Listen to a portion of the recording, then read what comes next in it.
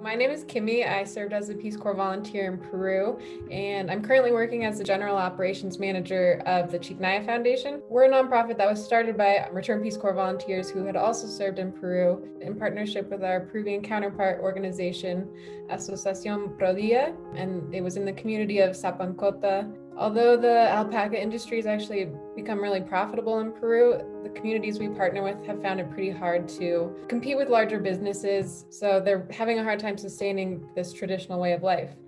Right now, the communities we work with are mainly selling like alpaca meat and unprocessed fur to third parties, but their long-term goal is to sell hand-spun alpaca yarn because it would be worth about 10 times more than just selling unprocessed fur. So that's kind of where the NPCA grant came in. This community of Sapancota, one of the more urgent challenges they were facing is that they had a really high mortality rate of baby alpacas. Since they're at such a high altitude, I think most of the community is above 14,000 feet, they have some pretty harsh weather conditions. And they didn't have the infrastructure to be protecting the alpaca when they were born. So a lot of the alpaca were getting pneumonia, which was causing them to die. The community's solution to this was to build mobile animal sheds.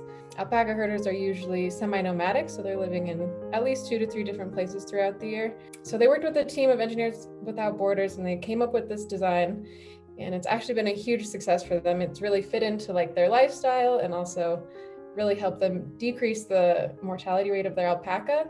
After they started using these sheds, we found that the mortality rate was cut in half. That led to 30% more alpacas in their herds. So it's been a huge success. It's really helped the family economy, and it's been a really important step as they're working on developing this business in their community.